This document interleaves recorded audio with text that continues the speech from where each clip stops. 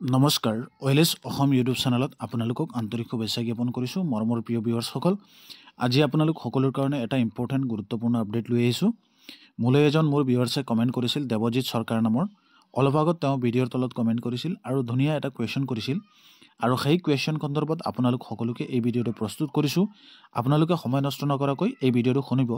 আৰু দেৱজিৎ সৰকাৰ ছাৰক অশেষ ধন্যবাদ জ্ঞাপন কৰিছোঁ তেওঁ এই কমেণ্টটো কৰাৰ কাৰণে কাৰণ এনেকৈ বহুতৰে সমস্যা থাকিব পাৰে তেওঁ লিখিছে ছাৰ আমাৰ ডকুমেণ্টছত দেউতাকৰ নাম মিডিল নেম আছে কিন্তু দেউতাকৰ ডকুমেণ্টছত কিবা অসুবিধা হ'ব নেকি কিন্তু দেউতাকৰ ডকুমেণ্টছত নাই কিবা অসুবিধা হ'ব নেকি মই উদাহৰণ হিচাপে এটা ডেমো লিখিছোঁ তলত চাওক ৰেড কালাৰ কৰি পেলাই ফাদাৰ অৰূপ দাস সৰকাৰ মানে তেওঁৰ যিটো ডকুমেণ্টছ আছে সেই ডকুমেণ্টছত যদি এক্সাম্পল হিচাপে তেওঁৰ ফাদাৰৰ নাম অৰূপ দাস সৰকাৰ লিখা আছে আৰু তেওঁৰ ফাদাৰৰ যিটো ডকুমেণ্টছ আছে তাতে অৰূপ সৰকাৰ বুলি লিখা আছে দাসটো মিডিলৰ নামটো নাই সেইকাৰণে তেওঁ এই কুৱেশ্যনটো কৰিছে তেনে ক্ষেত্ৰত তেওঁৰ কিবা অসুবিধা হ'ব নেকি বুলি তেওঁ কমেণ্ট কৰিছিল আৰু তেওঁক ৰিপ্লাই দিবলৈ জনাইছিল সেইকাৰণে অশেষ ধন্যবাদ জ্ঞাপন কৰিছোঁ মোৰ যিখিনি ক্ষুদ্ৰ নলেজৰ দ্বাৰা আপোনালোকক এক্সপিৰিয়েঞ্চৰ সৈতে এইখিনি এটা মই আইডিয়া দিব পাৰোঁ আপোনাক আৰু এনেধৰণৰ যদি সমস্যা কাৰোবাৰ থাকে তেতিয়াহ'লে ভিডিঅ'টো ভালকৈ চাই লওক নিশ্চয় হয়তো আপোনালোক সকলোৰে হেল্পফুল হ'ব পাৰে এতিয়া প্ৰথম কথা এটা বস্তু আমাৰ এইটো অসমৰ নহয় প্ৰায় সংখ্যক এৰিয়াৰ এনেধৰণৰ সমস্যা থাকে আৰু বিশেষকৈ মই অসমৰ ক্ষেত্ৰত এনেকুৱা সমস্যা মই বেছি পাইছোঁ যে বহুতো মানে মানুহৰ ডকুমেণ্টছত নাম খেলি মেলি থাকে ধৰি লওক স্পেলিং মিষ্টেক হয় ছাৰনেম নাথাকে কাৰোবাৰ মিডিল নেমত প্ৰব্লেম থাকে সেইবিলাক যদি আপোনালোকৰ প্ৰব্লেম হৈছে তেনেতে আপোনালোকে অতি শীঘ্ৰে নিজৰ ডকুমেণ্টছবিলাক পুৰণি ৰেকৰ্ড NRCৰ পৰা আদি কৰি সকলো চেক কৰি ল'ব তাতে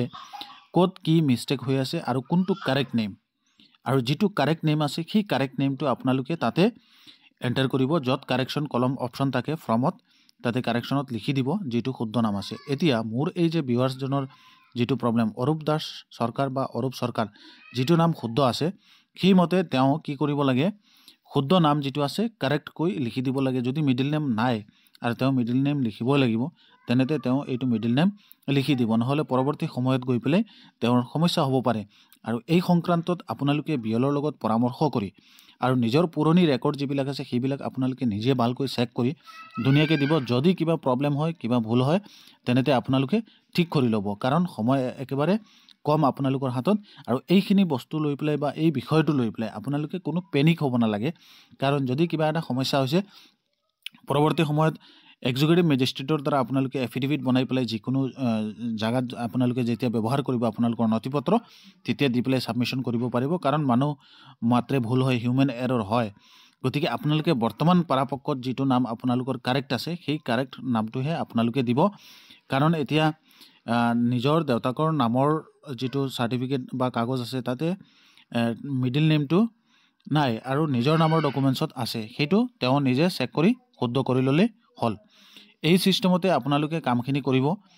আশা কৰোঁ মই কোনো ধৰণৰ সমস্যা নহ'ব আপোনালোকে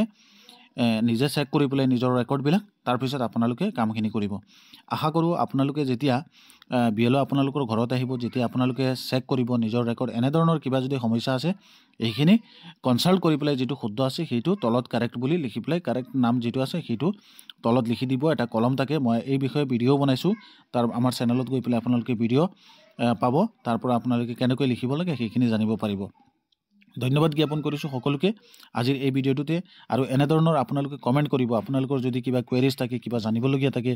মই নিশ্চয় আপোনালোকক চেষ্টা কৰিম আপোনালোকৰ কমেণ্টৰ ৰিপ্লাইৰ সন্দৰ্ভত এটা ভিডিঅ' বনাই দিয়াৰ কাৰণে আৰু বিশেষকৈ স্পেচিয়েলি দেৱজিৎ সৰকাৰ ছাৰক মই ধন্যবাদ জ্ঞাপন কৰিছোঁ তেওঁ কমেণ্ট কৰাৰ কাৰণে আৰু আপুনি বিলকুল পেনিক হ'ব নালাগে নিশ্চয় আপোনালোকে পৰামৰ্শমৰ্মে কামখিনি কৰি ল'ব যদি আইদাৰ আপোনাৰ ৰেকৰ্ডৰ লগত মিলে তেনেতে দি দিব আৰু যদি নিমিলে যিটো শুদ্ধ নাম আছে সেইটো আপোনালোকে তাতে লিখিব কাৰণ এছআৰ প্ৰক্ৰিয়া যিখিনি বৰ্তমান হৈ আছে সেইটো শুদ্ধ কৰিবৰ কাৰণে ভুল আঁতৰাবৰ কাৰণে আৰু যিবিলাক প্ৰব্লেম আছে সেই প্ৰব্লেমবিলাক সমস্যাবিলাক সমাধান কৰিবৰ কাৰণে এই প্ৰক্ৰিয়াখিনি হৈ আছে গতিকে আশা কৰোঁ আপোনালোক সকলোৱে বুজি পাইছে বা আপুনি দেৱজিৎ সৰকাৰ ছাৰেও বুজি পাইছে ধন্যবাদ জ্ঞাপন কৰিছোঁ আৰু অশেষ ধন্যবাদ জ্ঞাপন কৰিছোঁ আপুনি কমেণ্ট কৰাৰ কাৰণে ইমান বহুমূলীয়া কুৱেশ্যন কৰাৰ কাৰণে ধন্যবাদ থেংক ইউ জয় আই অসম